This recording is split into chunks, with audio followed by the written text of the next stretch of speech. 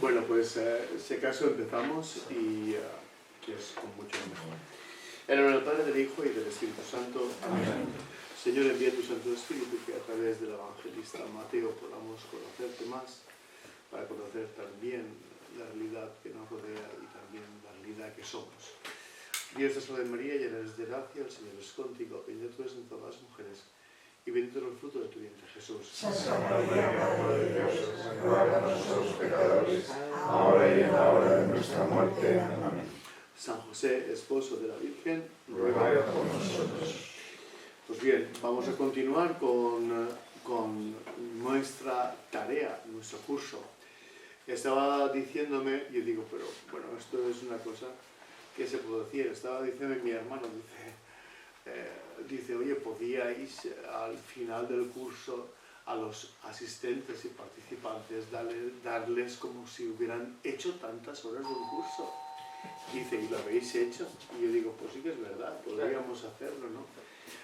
Dice, no sirve para nada, pero en este mundo donde todos son papeles y tituritis, al final creo que lo que más cuenta es contar con la presencia de don Ricardo de una manera abnegada, es decir, y todo por amor al Evangelio, por amor a la parroquia, por amor a la Sagrada Escritura y al Evangelio que estamos también estudiando, ¿no? Entonces le agradecemos de verdad con todo afecto pues todo el trabajo que está realizando, porque esto es un sobreañadido a toda la tarea que él desempeña, que no es poca, y de verdad que se lo agradecemos con todo el corazón. Es una manera de acercarnos mejor al Evangelio de Mateo, a la figura de Mateo, y como no también a esa comunidad, digamos, mateana, que nos transmite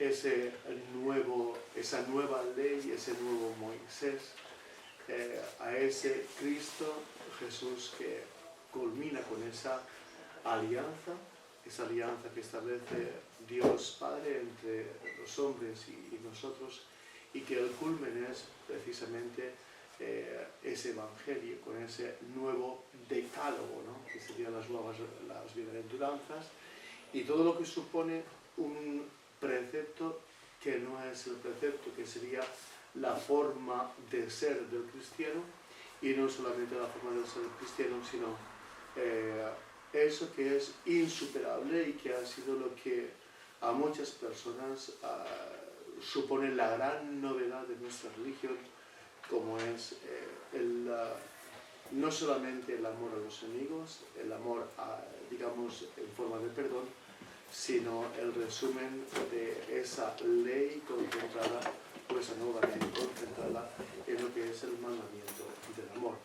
Es decir, eso es lo que realmente, pues, y entre otras muchas cosas, el sentido de eclesialidad que siempre está transmitiendo, el secreto petrino que ahí está muy marcado, como le confía a Pedro, pues, las llaves de la Iglesia, que en la tradición protestante, pues evidentemente, pues eso se deja pasar y no parece que no sea así, y nosotros lo metemos como fundamento de nuestra fe apostólica, ¿no?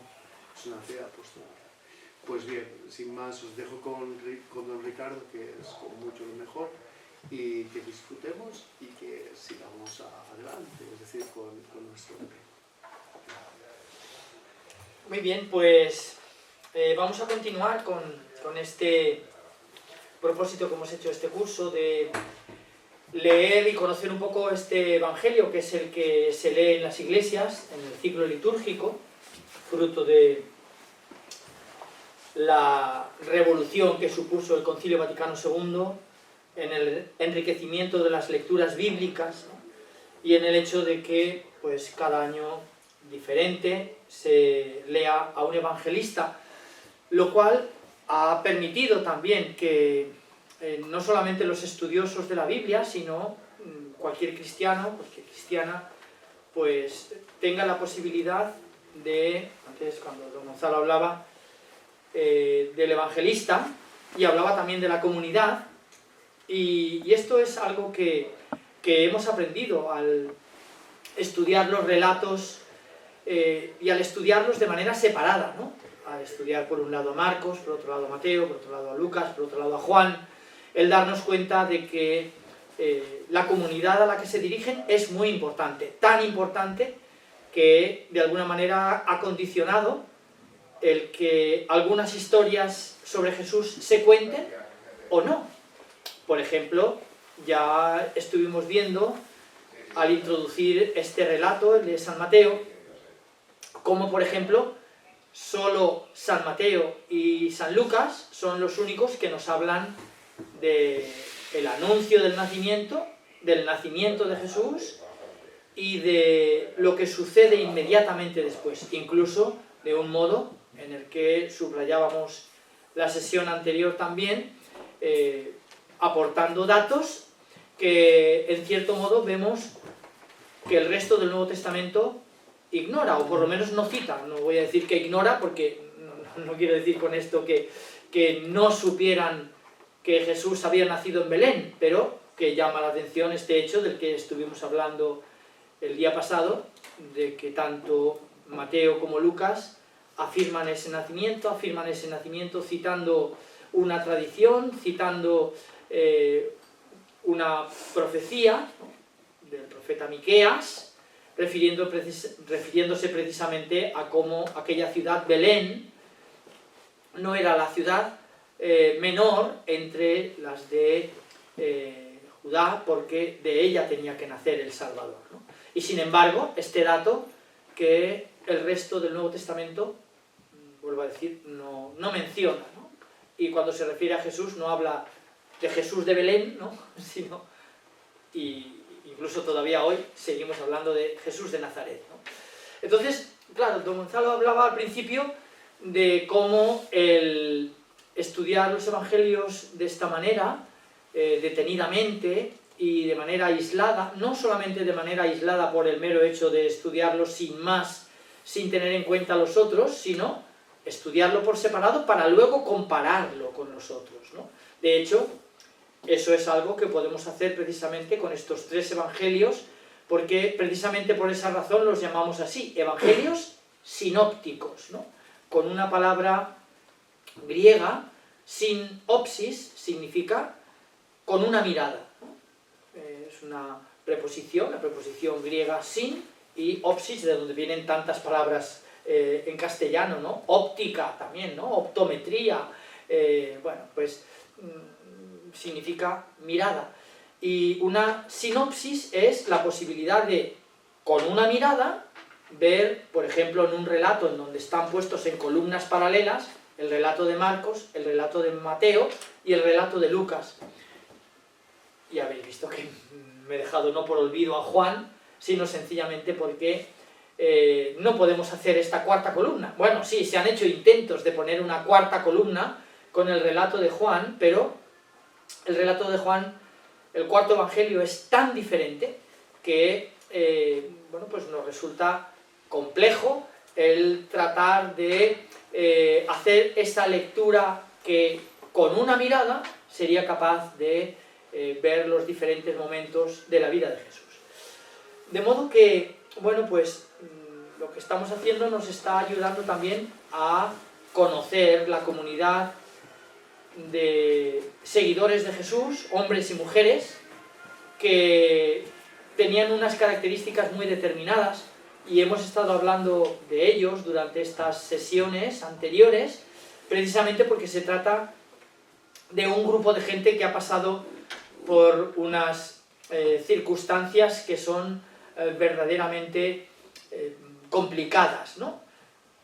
Y que hizo muy probablemente que el evangelista, y no es el primero que escribe, ya dijimos también al principio, el primero que escribe es San Marcos, a pesar de que sobre el pobre San Marcos pesara esta especie de palabras que San Agustín había pronunciado en el siglo IV, en donde decía que San Marcos se había limitado a resumir el Evangelio de San Mateo.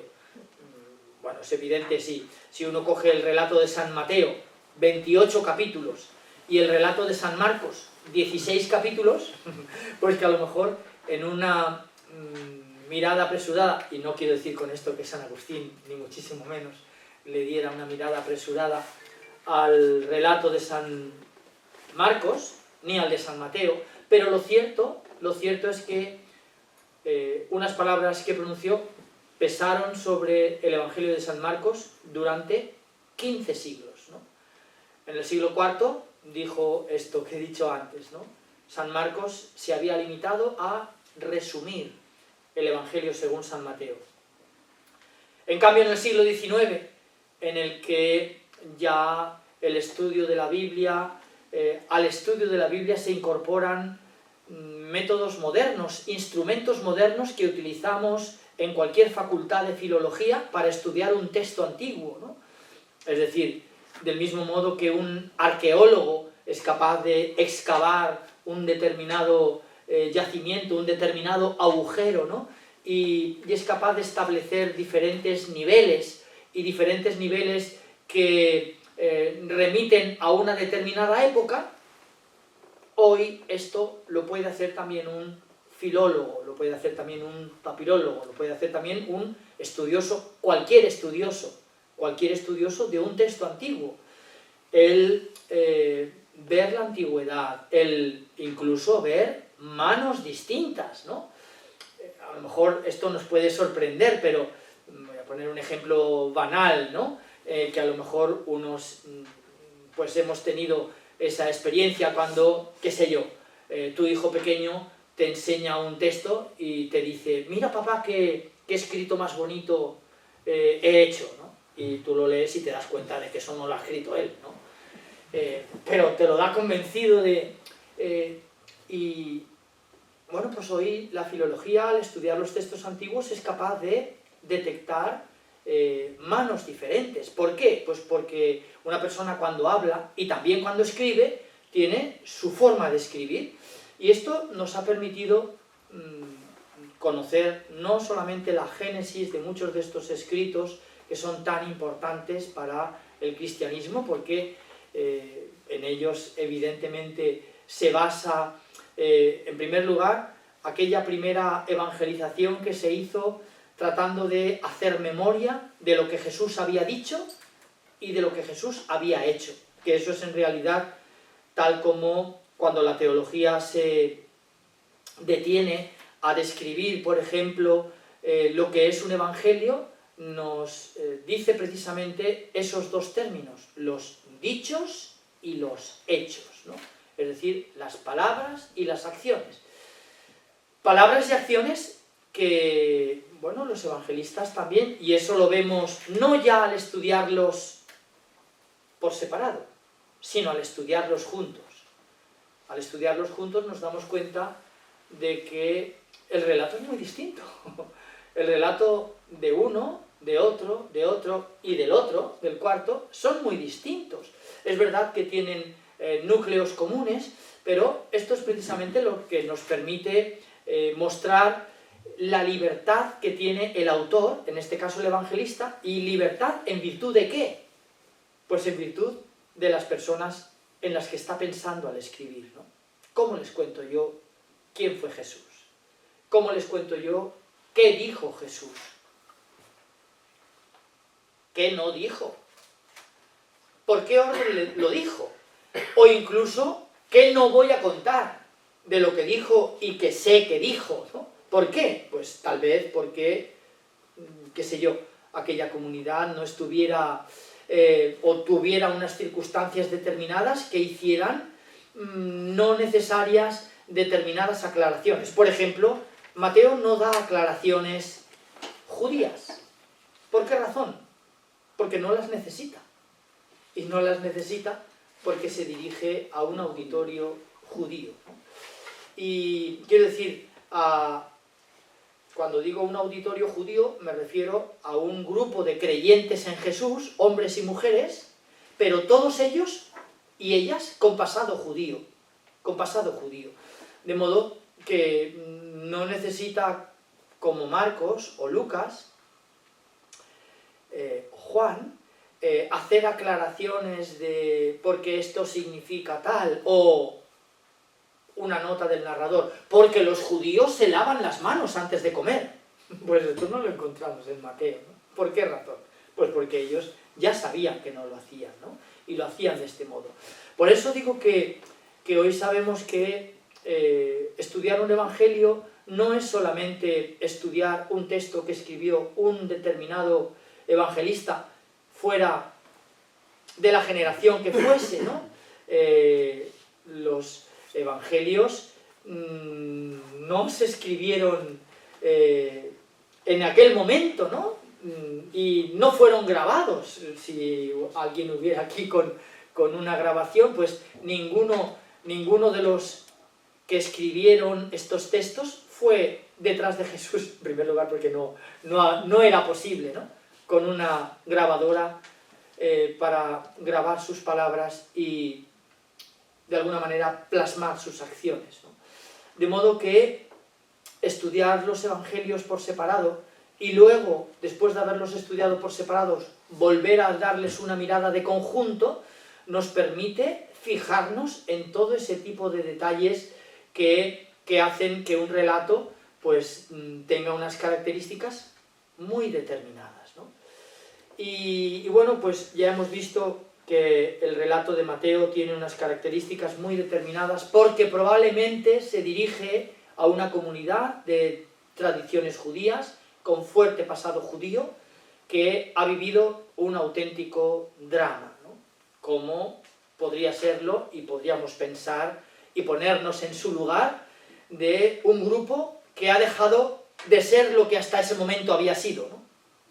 Y esto sucede a la comunidad de Mateo, según pensamos que estaba compuesta de aquellos miembros a los que él dirige su evangelio, probablemente en la ciudad de Antioquía de Siria, y, como digo, probablemente a una comunidad que la tradición judía es muy importante, y es lo que explica, por ejemplo, que el relato de Mateo comience como comienza, con esos 17 versículos que narran esa genealogía y que, ya la comentamos en su momento, es un texto tan importante para la historia de cualquier judío. Entroncar el pasado con sus antepasados, ¿no? Que no era simplemente un prurito genealógico, ¿no? No sé, como alguien pudiera pensar, he construido mi árbol genealógico, ¿no? No se trataba simplemente de esto, sino se trataba de una cuestión legal y se trataba de la presentación de un personaje y de cómo un determinado personaje era presentado de una manera plausible de que fuera el Mesías. ¿Y por qué digo esto? Pues porque había algo absolutamente terrible. ¿Quién era este Mesías al que el grupo predica? Pues un profeta judío que no había muerto de viejo, ni de enfermedad. Lo habían condenado a muerte. Quiere decir, he dicho una obviedad, ¿no? Uno podría decir, bueno, qué tontería está diciendo. No, hay que pensar en esto, ¿no? A Jesús lo mataron. Jesús no murió. Lo mataron por lo que dijo y por lo que hizo. De manera que, claro, las cosas no son tan idílicas como a lo mejor podríamos pensar, ¿no? Había que presentar a este personaje y decir, es el Mesías. Pero claro, ¿qué podía pensar un judío? Sí, un Mesías, pero este profeta de Nazaret, las autoridades religiosas de nuestro pueblo, lo entregaron en manos de los romanos para que fuera ejecutado. De manera que, por eso digo que es muy importante hacer esto que venimos haciendo ya durante bastantes años, ¿no? Empezamos con San Pablo, continuamos con San Lucas, la primera parte de su relato, el Evangelio, proseguimos con San Lucas, la segunda parte de su relato, el libro de los Hechos de los Apóstoles, un evangelio también atípico en ese sentido. Antes he dicho evangelios sinópticos, porque Marcos, Mateo y Lucas podemos ponerlos en columnas paralelas. ¿Pero por qué razón? Pues porque la segunda parte del Evangelio de San Lucas, es decir, los 28 capítulos del libro de los Hechos de los Apóstoles, fueron separados, ¿no? Fueron separados ya en la cristiandad primitiva. Hoy podemos incluso decir con bastante certezas, ¿no? Aproximadamente en el año 135, o seguramente en el año 135, un año en el que relatos que habían circulado de manera anónima entre las comunidades, y por eso tan importante la comunidad, ¿no? Relatos que habían circulado de manera anónima entre las comunidades, con un título que no sorprendía a la comunidad. ¿Por qué? Pues porque la comunidad a la que Mateo se dirige, Antioquía de Siria, no sabe cómo lee un relato que empezó a circular al menos 2 décadas antes que el que tenían en sus manos la comunidad destinataria del relato de Mateo, probablemente entre los años 70 y 80. Sabemos que seguro después del año 70, y sabemos seguro después del año 70 porque es la fecha en la que el templo de Jerusalén es destruido.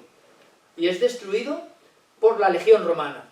La legión, hoy sabemos también, la 10ª Fretensis. Los que hayáis viajado a Israel, yo que estoy enamorado de aquel lugar, don Gonzalo también, y hemos viajado muchas veces, y muchas veces también juntos. A mí me gusta enseñar a los grupos que llevamos este lugar que conocemos como el Pretorio, que en la actualidad es un convento de unas religiosas, las hermanas de Nuestra Señora de Sion, un convento que está en la llamada Vía Dolorosa, ¿no?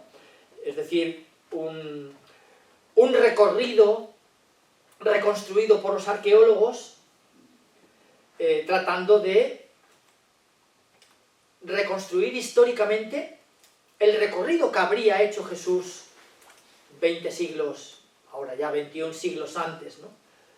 Sin pensar algo muy importante, que hoy vemos también cuando vamos a Jerusalén, que el piso que pisamos hoy, seguro que ese sí que no es el que pisó Jesús, ¿no?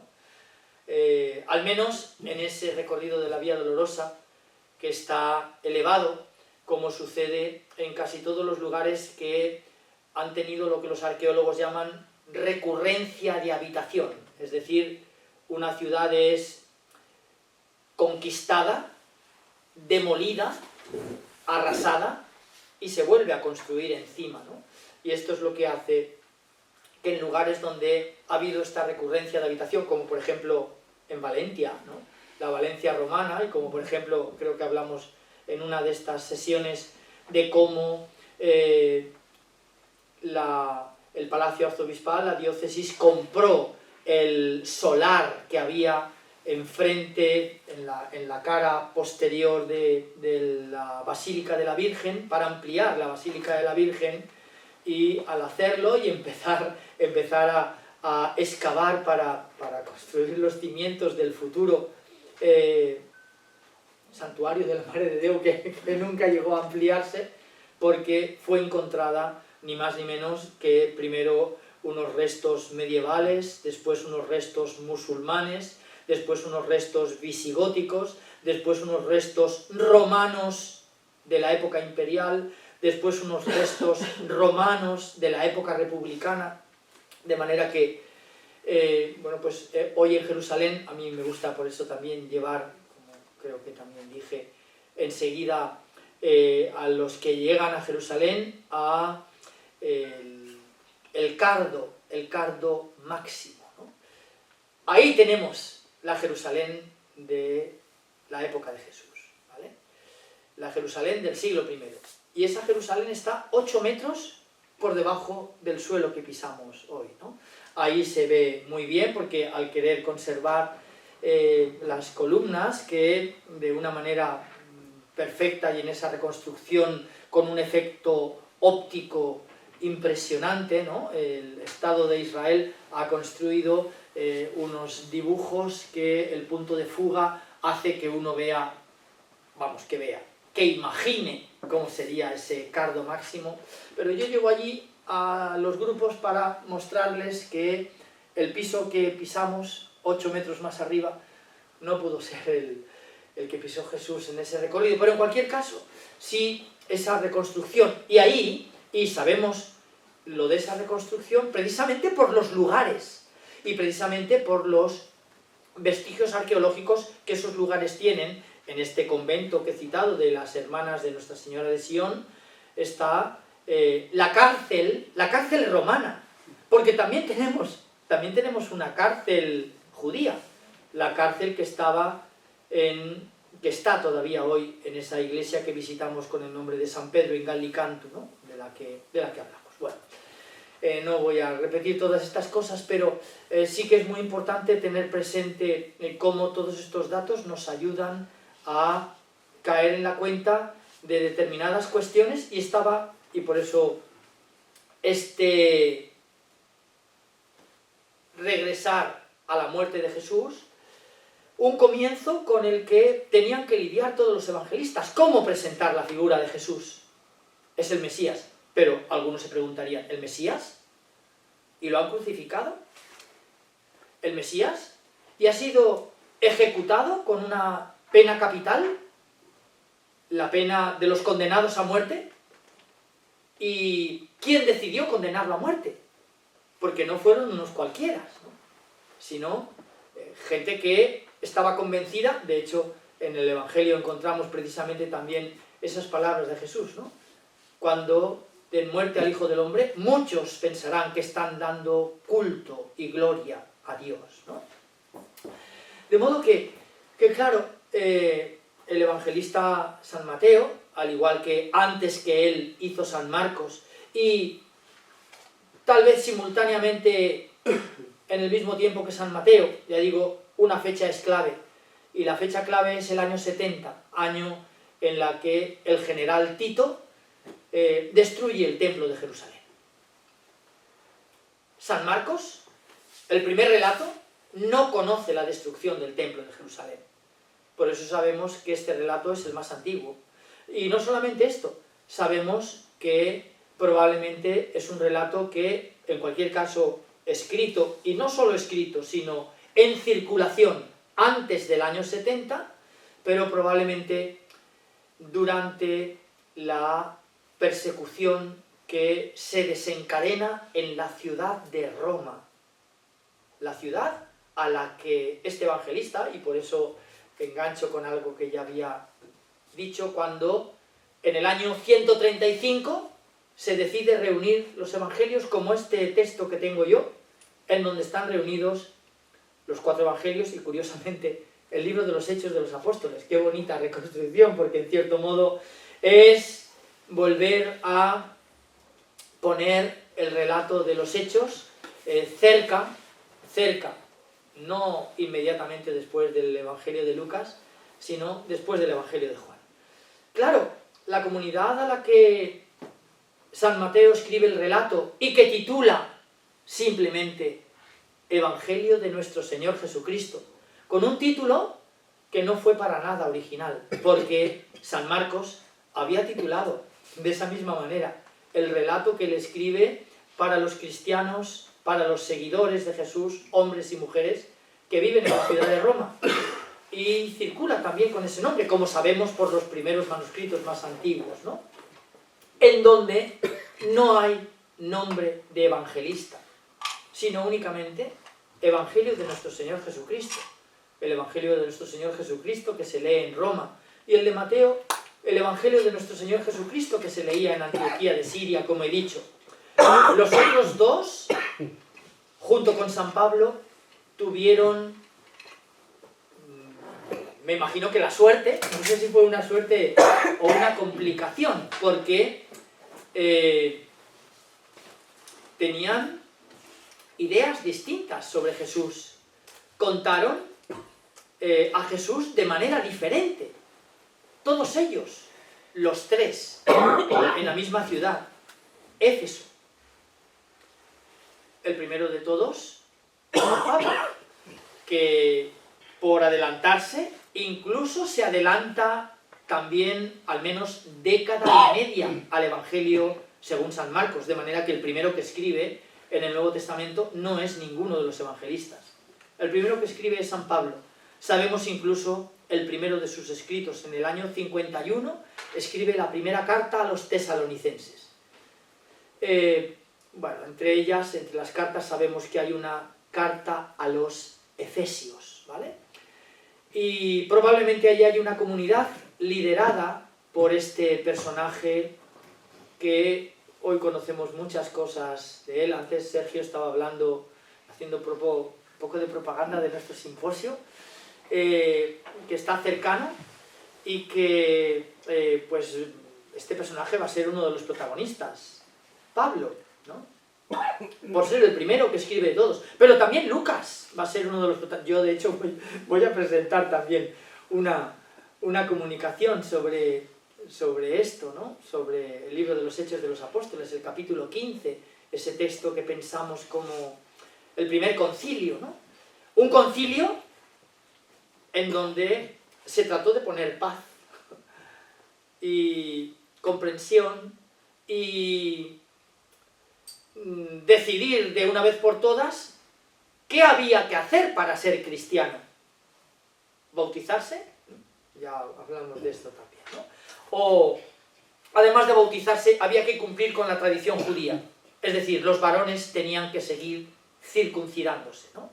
Como probablemente la inmensa mayoría de aquella comunidad de Antioquía, a la que se dirige Pablo y que lo envía en misión, y que fue precisamente después de aquel viaje misionero cuando algunas circunstancias cambiaron. Éfeso, una comunidad tal vez liderada por este hombre, Saulo, un ex fariseo, ¿no? Que tiene a gala decir yo soy fariseo como vosotros, por los cuatro costados además, ¿no? Y claro, lo hizo era muy listo, ¿no? Estaban a punto también de ajusticiarlo, se dio cuenta de que el auditorio estaba dividido y fue capaz de enfrentarlos, ¿no?, al auditorio, haciendo que algunos le apoyaran a él. A mí, hermanos fariseos, me juzgan porque como vosotros creo en la resurrección de los muertos. No le juzgaban por eso, ¿no? Sin embargo, en aquella ciudad de Éfeso hay también una comunidad que no lidera Pablo, una comunidad que probablemente lidera a alguien importante para este tal Pablo, que en la carta a los Colosenses, hablando de él, dice: todos me han abandonado. Pablo está encarcelado, está esperando la ejecución, ¿no? Este es uno de los enigmas de los que hablamos precisamente en uno de nuestros viajes, ¿no?, con grupos, gente, porque esto es algo que llama poderosamente la atención en el relato de Lucas, ¿no? 28 capítulos, de los cuales a partir del 7 hasta el 28, el gran, no voy a decir protagonista, porque el protagonista es siempre Jesús, ¿no?, pero coprotagonista con él es precisamente Pablo, y está hablando de cómo un viaje y otro viaje, y finalmente el viaje que lo conduce prisionero porque ha apelado al César, y el viaje en donde finalmente es recluido y encadenado y custodiado y está esperando la ejecución. Y el relato de los Hechos de los Apóstoles no la cuenta, ¿no? Estuvimos en un lugar magnífico y tuvimos la ocasión de hablar de los Hechos de Pablo y de Tecla, ¿no? Que es el único escrito en donde se cuenta esta extraordinaria historia de la muerte de Pablo, ¿no? De modo que una comunidad liderada por este, que en la carta a los Colosenses Pablo dice: todos me han abandonado, únicamente Lucas, el médico queridísimo, permanece conmigo a mi lado, ¿no? Y probablemente también se dirige a aquella, pensamos, comunidad distinta pero que habitaba en la misma ciudad de Éfeso y que dedica un evangelio que se llama Evangelio de nuestro Señor Jesucristo, aquella comunidad, ¿no?, que tiene por fin en sus manos un relato diferente a los de Pablo, que son escritos circunstanciales, son escritos motivados por cartas, cartas que o bien preparan una visita del apóstol que quiere visitar una determinada comunidad cristiana, o lo contrario, acaba de visitar una comunidad y ya en su lugar de reposo, probablemente Éfeso, decide escribir una carta para decir lo que ha visto, ¿no? Pero no terminan ahí las sorpresas de esa ciudad tan importante que también, magnífica, ¿no? Que también visitamos, ¿no? Porque circula otro evangelio de nuestro Señor Jesucristo que escribe que a diferencia del primer relato, el de Marcos, a diferencia del segundo o el tercero, no sabemos quién escribe antes, Mateo o Lucas, o los dos simultáneamente, a diferencia de Mateo, que tampoco menciona su nombre, ni Marcos su nombre, ni Lucas su nombre, ninguno de ellos. Pero el cuarto relato, enigmáticamente nos dice que lo escribe alguien que ha sido testigo de los acontecimientos que narra, que ha escuchado las palabras que escribe y que ha visto las acciones de las que habla. Eso sí, podríamos decir que tal vez muy modesto no era, ¿no? Porque al presentarse a sí mismo dice que es el discípulo al que Jesús más quería, ¿no? Es como si yo dijera, os llamo yo que soy el compañero al que don Gonzalo más quiere, ¿no? Pues diría, bueno, ¿eso te crees tú? Pero el cuarto relato sí que dice un nombre. Claro, ahí podéis imaginar que también los estudiosos de los evangelios han tratado de devanarse los sesos. ¿Quién es este enigmático discípulo amado que habría sido aquel que recostó su cabeza en aquellas últimas cenas que no son como las que nos imaginamos del cuadro de Leonardo da Vinci, todos sentaditos ahí alrededor de la mesa, sino que estaban probablemente recostados, ¿no? Como sabemos que tenían lugar aquellas cenas. De modo que en el año 135 los relatos se unen y el editor tiene un problema. ¿Cómo les llamamos? Porque los cuatro se llaman igual, ¿no? El relato, la buena noticia de nuestro Señor Jesucristo, que se lee en Roma, la que se lee en Antioquía de Siria, y dos que se leían en Éfeso. Y por eso digo que en el año 135, lo sabemos también por esos otros manuscritos posteriores, en donde se añade al título griego, Evangelio de nuestro Señor Jesucristo, dos palabras en griego, kata, una preposición que traducimos por según, y un nombre en un determinado caso griego que llamamos acusativo, kata Markon, kata Mathaion, kata Lucan, kata Johannem, ¿no?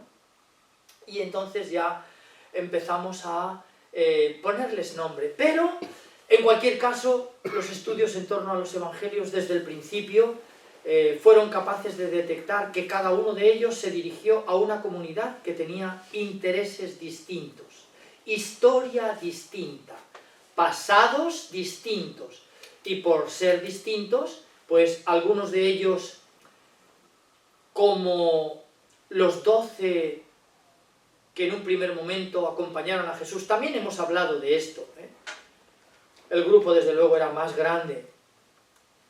Cuando leemos el capítulo 8 del Evangelio de San Lucas y leemos el principio, después de esto, iba él caminando de ciudad en ciudad y de pueblo en pueblo, proclamando y anunciando la buena noticia del reino de Dios, acompañado por los 12. Escribe con mayúscula Lucas, ¿no? Pero no se para ahí la enumeración.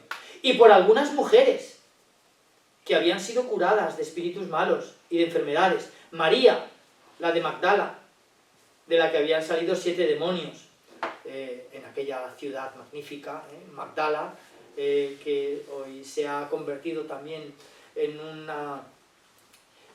visita obligada, ¿no? Con esa primera capilla que hay entrando en esa preciosa capilla con mármol verde, ¿no? Capilla denominada Ducim in Altum, ¿no? Rema mar adentro.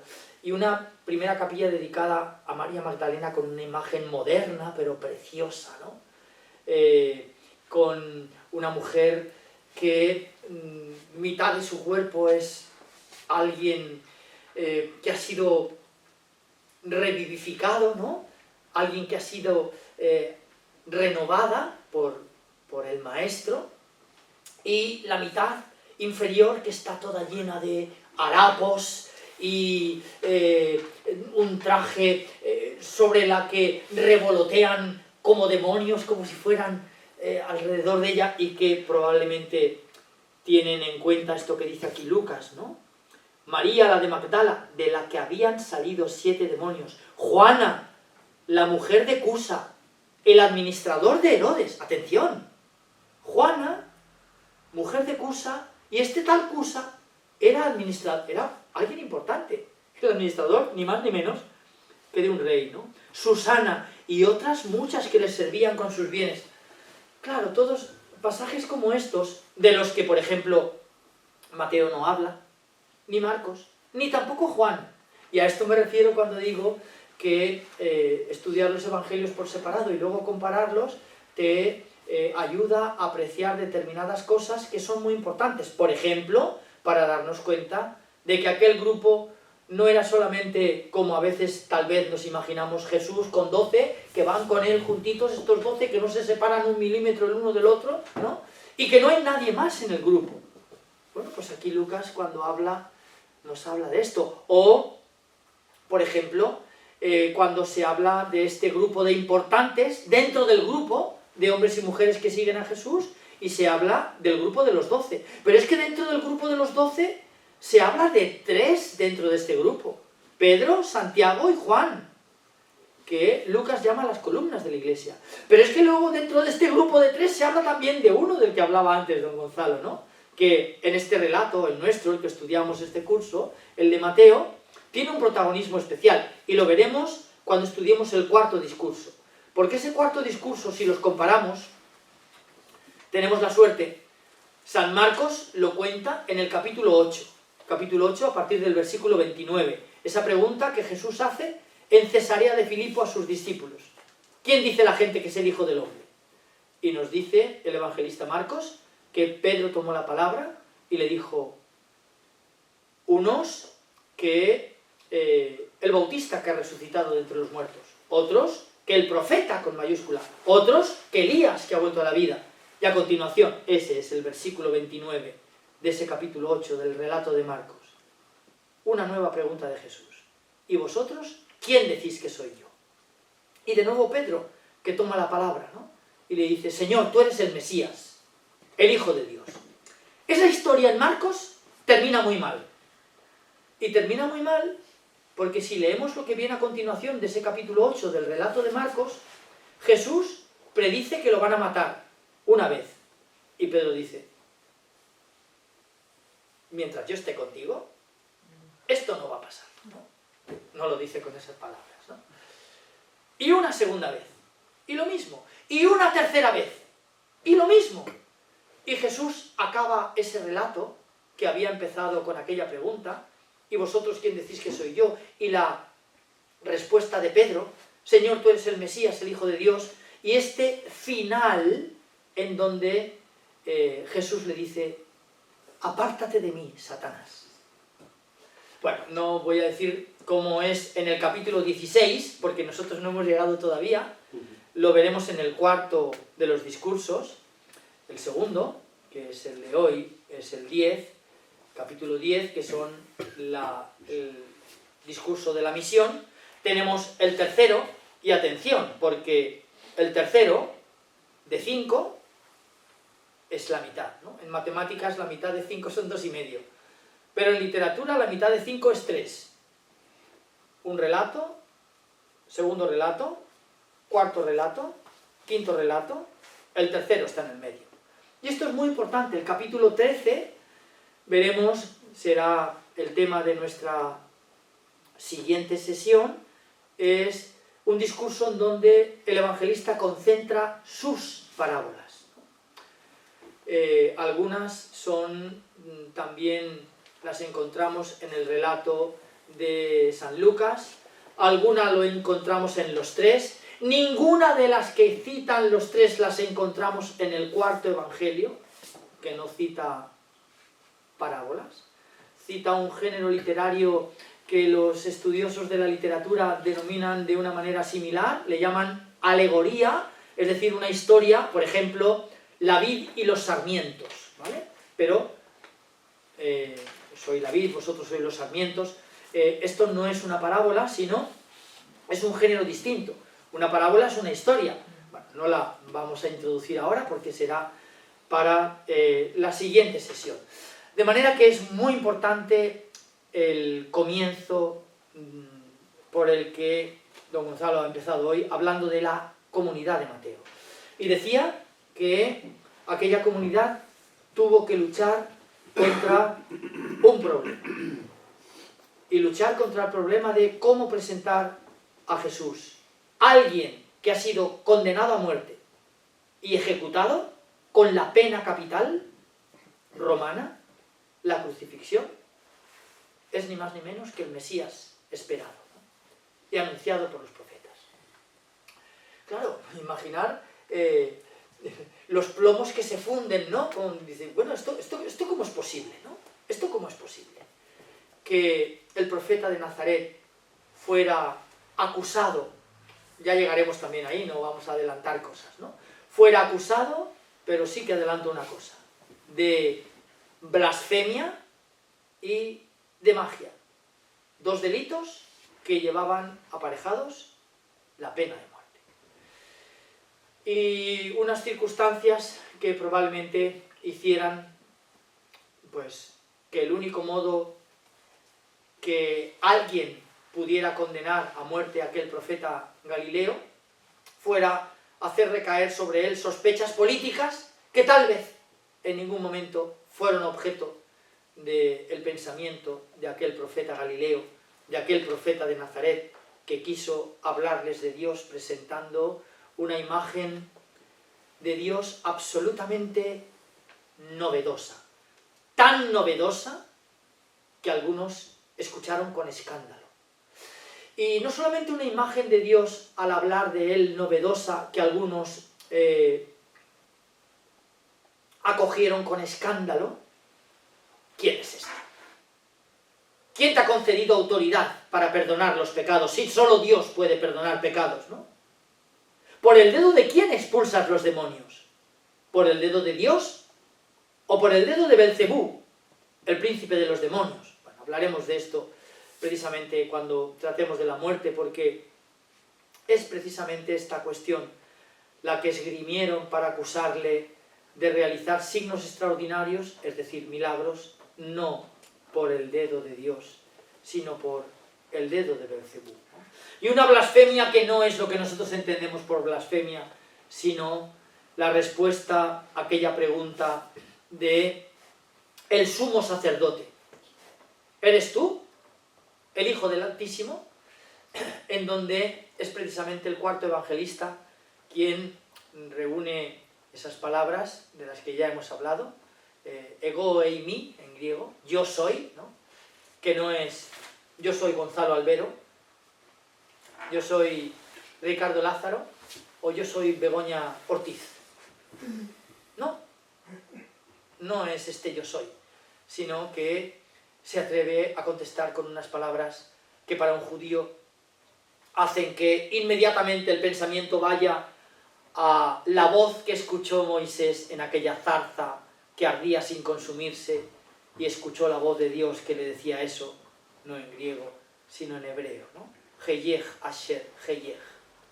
Yo soy el que soy, yo soy el que fui, yo soy el que seré, yo soy el que siempre estuvo contigo, yo soy el que ahora está contigo, yo soy el que siempre estará contigo.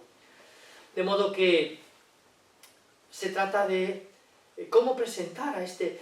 y por eso podemos comprender el pensamiento del evangelista, que en cierto modo a mí me gusta mucho recurrir a él para pensar, por ejemplo, en el pensamiento de un catequista.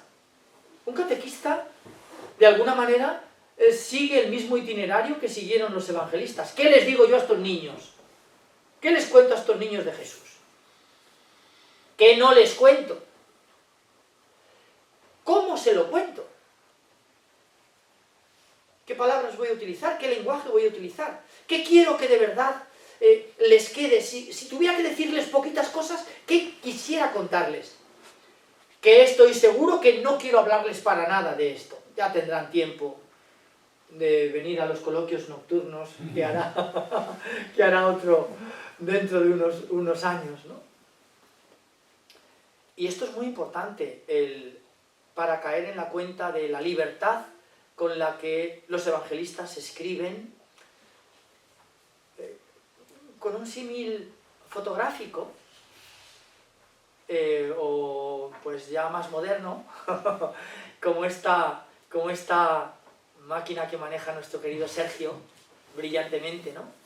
Y hay un momento que es clave, y es el momento en que aprieta el obturador y la cosa empieza a grabar. Ojalá, me imagino que se hubieran dado con un canto en los dientes estos autores de estos relatos si hubieran tenido una máquina como la que tiene Sergio. Además, esta es la nueva, ¿no, Sergio? Y que fuera capaz de recoger todas las palabras, luego, además de editar el texto, ¿no?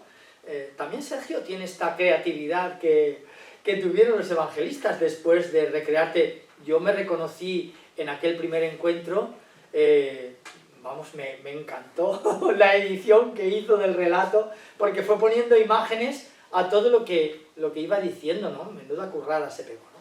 Entonces, hay un momento que es clave para todos ellos, y es el momento de apretar el clic, ¿no? O el obturador de una cámara fotográfica que dejó impreso en sus pupilas una acción de Jesús y impreso en sus oídos unas palabras de Jesús, ¿no?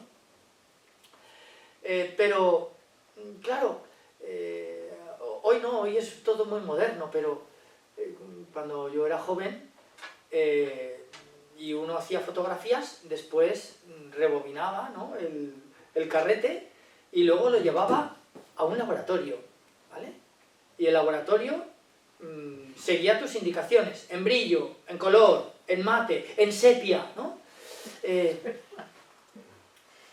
El laboratorio es la comunidad. El laboratorio es la comunidad. El obturador, el clic de la máquina, es lo que ha dejado impactados a aquellos que fueron oyentes de las palabras de Jesús y que presenciaron estos que la tradición evangélica denominan como los testigos. Esto que el cuarto evangelio dice de sí mismo: yo soy testigo de las palabras que escuché y de las acciones que pongo por escrito. Pero tampoco termina ahí la cosa, porque nos íbamos a revelar el carrete, a lo mejor felices y contentos, porque teníamos por fin las fotografías, pero hay que hacer el álbum, hay que escribir el evangelio. Y entonces, ¿uno qué hace? Descarta fotos. Marcos descartó las fotos de la infancia de Jesús y del nacimiento, como hizo también Juan. Mateo y Lucas dijeron: no, señores, las fotos de la infancia y el nacimiento, al menos en mi álbum sí. Y sus evangelios tienen esos dos capítulos, ¿no? De modo que con ese símil, ¿no?, fotográfico podemos comprender hasta qué punto la comunidad marcó, en cierto modo, los intereses de qué historia les voy a contar de Jesús a mis cristianos, ¿no? Y por eso decía que probablemente el planteamiento de un catequista sea muy parecido, ¿no? ¿Cómo voy a hablarles de Jesús a estos niños? O a estos no tan niños. ¿Cómo voy a hablarles de Jesús a estos adolescentes que se preparan para el sacramento de la confirmación? ¿Cómo voy a hablarles de Jesús a estos jóvenes esposos que están preparando y haciendo los cursillos prematrimoniales? ¿Cómo voy a hablarles de Jesús a esta familia que viene a la parroquia de los Santos Juanes porque ha tenido que despedir en circunstancias dramáticas la muerte de un ser querido. Y evidentemente estos catequistas no pueden hablar de Jesús con el mismo chip. No puede hablar a estos que están en la parroquia de los Santos Juanes para escuchar una palabra de consuelo que les alivie de un dolor imposible de aliviar, porque han perdido a alguien de quien no querían jamás haberse despedido, ¿no? De modo que los evangelistas hubieran tenido que hacer una tarea muy semejante, y hoy sabemos que la hicieron, y la hicieron según el laboratorio que iba a revelar su carrete, el impacto de sus pupilas y las palabras que quedaron grabadas en sus oídos de Jesús. Que, por ejemplo, el cuarto evangelio, cuando cita la última cena, dice simplemente, capítulo 13, estando cenando con sus discípulos, nos dice San Juan, el discípulo amado, se levantó, se ciñó la toalla y se puso a lavarles los pies. Marcos no cuenta así la última cena. Dice, estando cenando con sus discípulos, tomó el pan, lo bendijo, lo partió y se lo dio diciendo, tomad y comed. Mateo lo repite y Lucas lo repite. Y después de cenar tomó el cáliz, lo bendijo y lo pasó a sus discípulos diciendo, tomad y bebed. San Juan no dice ni una sola palabra de esto. Pero sí que dice el final. A lo mejor pensó, bueno, ya se han contado esta historia, la ha contado Marcos, la ha contado Mateo, la ha contado Lucas, la ha contado Pablo. 1 Corintios, capítulo 10, que también habla a los corintios y dice estas mismas palabras. Y las dice el primero, antes que Marcos, y antes que Mateo, y antes que Lucas. Lo contaron Pablo, Marcos, Mateo, Lucas, pero Juan no. Y sin embargo, todos ellos terminan igual. Haced esto en memoria mía. Y también ese lavatorio de los pies termina igual. ¿Habéis visto lo que yo he hecho? Haced vosotros lo mismo. Haced esto en memoria mía. Casi como si Juan hubiera querido explicarles el sentido de aquellas palabras que no les repitió y de aquellos gestos que no les nombró. Pero lo hizo con aquel ejemplo de se puso a lavarles los pies, a hacer aquella tarea dedicada a los esclavos, mostrando con esto que su vida era una vida entregada hasta el final, hasta el derramamiento de su carne y de su sangre, ¿no? De modo que, por eso digo que es muy importante tener presente este laboratorio al que cada uno de los evangelistas se dirige, y precisamente en este evangelio, que una vez terminado el Sermón de la Montaña, capítulos 5, 6 y 7, tenemos esos dos capítulos de transición que dijimos, que son siempre los que están entre discurso y discurso, o entre la infancia y el primer discurso. La infancia, capítulos 1 y 2, y el primer discurso, el Sermón de la Montaña, capítulos 5, 6 y 7. Luego, capítulos 3 y 4. ¿Y qué vimos? Pues que en el capítulo 3 y 4, Mateo, que no fue como San Agustín dijo, el primero que escribió, y San Marcos resumió su evangelio, sino Mateo recoge el evangelio con el que se ha encontrado y ha decidido. El relato de Marcos tiene 16 capítulos, como he dicho al principio, y el de Mateo 28.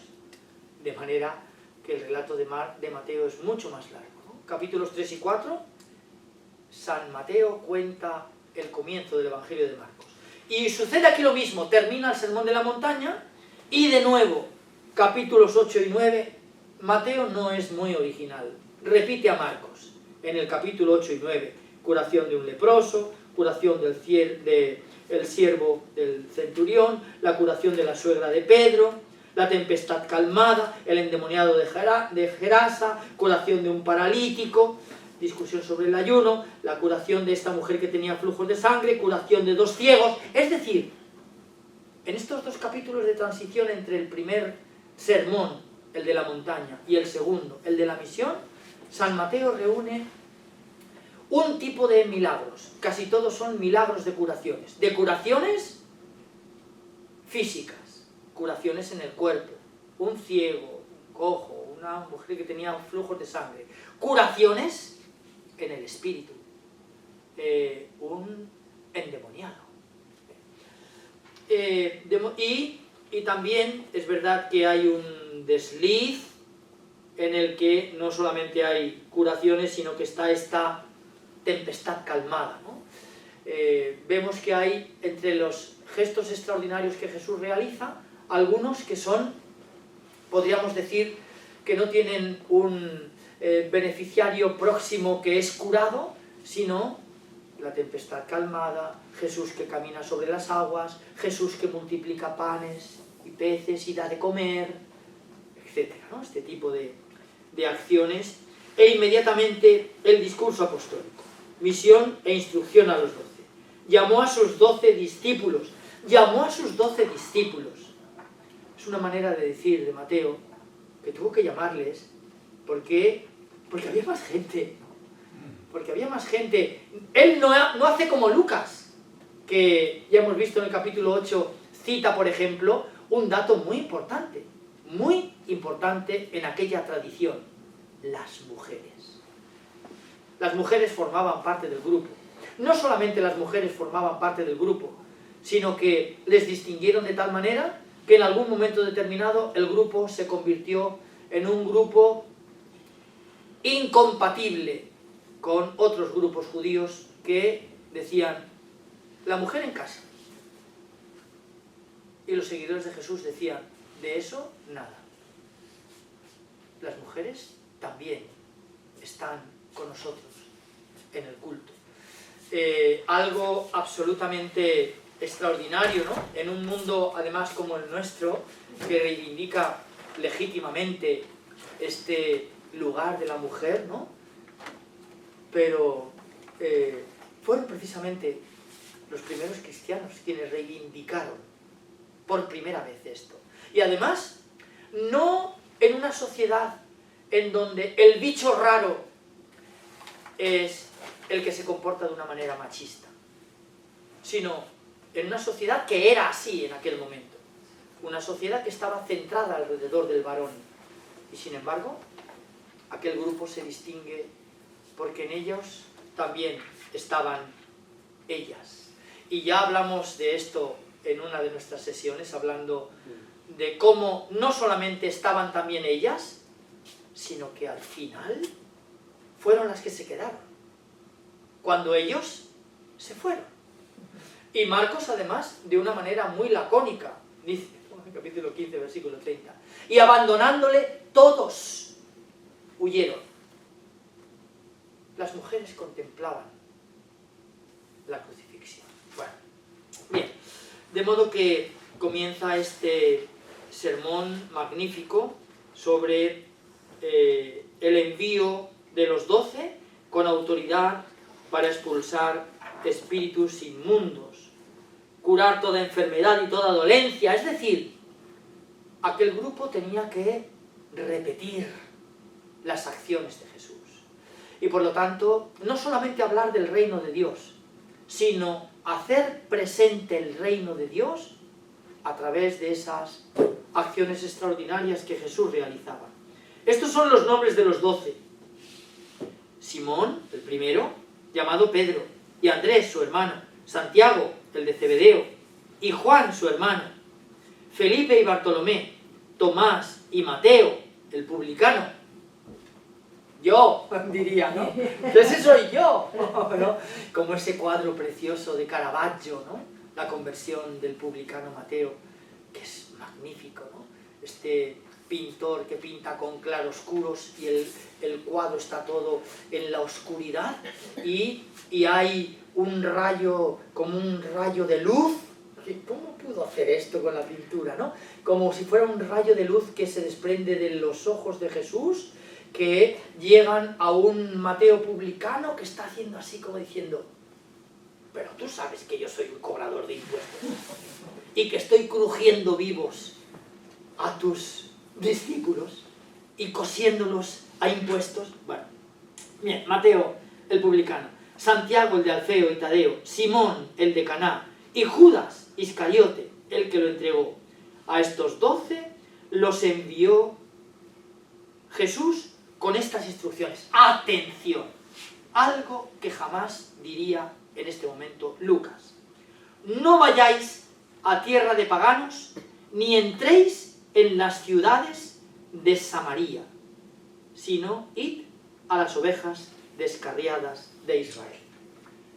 Lucas, por el contrario, no va a perder ocasión de mostrar cómo también los discípulos fueron no solo a Samaria, sino que además nos encontramos con que los ejemplos de buena conducta que Lucas pone en el Evangelio de parábolas contadas por Jesús, ¿quiénes son estos ejemplos de buena conducta? Los samaritanos. Bueno, bien, de manera que... y estos son esos detalles que nos muestran que la comunidad a la que se dirige Mateo, el laboratorio donde revela su película, es de color, el que queramos, sepia, ¿no? Y el papel es mate, ¿no? Y a lo mejor el de Lucas es a brillo y el papel en color, ¿no? La fotografía en color, lo he dicho al revés, la fotografía en color y el papel brillo. Bueno, si alguno no recibe o no escucha vuestras palabras al salir de la casa o de la ciudad, sacudid el polvo de los pies. En verdad os digo que el día del juicio les será más llevadero a Sodoma y Gomorra que a aquella ciudad. Y el anuncio de la persecución. Mirad que yo os envío como ovejas entre lobos, sed sagaces como serpientes, sencillos como palomas. Bueno, yo os invito a que haremos lo mismo en nuestra siguiente sesión, cuyo tema será el capítulo 13, el sermón de las parábolas. Pero empezaremos al revés, como ya hemos hecho en alguna sesión. En el próximo capítulo, durante este mes, en nuestra próxima sesión, vamos a leernos el capítulo 10 y empezaremos al revés. La próxima sesión empezaremos comentando juntos, dándoos la palabra, como hemos hecho otras veces, sobre un comentario a este capítulo 10 del segundo discurso de Jesús en este Evangelio, que ya dijimos es muy importante porque una comunidad que acaba de ser expulsada de la sinagoga, y sin embargo Mateo escribe su Evangelio en 5 libros, 5 discursos. ¿Qué casualidad? Pues no es casualidad, evidentemente, porque 5 eran los libros de la Torá. 5 eran los libros de la Torá de Israel. Bueno, pues hoy lo dejamos aquí para no alargarlo. Si en cualquier caso queréis, o simplemente tomamos este compromiso, leemos el capítulo 10 durante este mes, lo destripamos, ¿vale? Y el próximo mes empezamos al revés, por el final, por las preguntas, para que no pase lo de hoy. No hay tiempo para preguntas y nos vamos. No, el próximo día no nos escapamos, ¿vale? Empezamos por las preguntas. Pues gracias por venir. Y a estas gracias, le damos las gracias, reiteramos el esfuerzo también que hacéis vosotros también por participar de estos encuentros.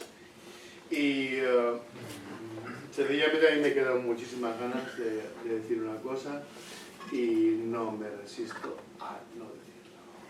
No quiero no decirla.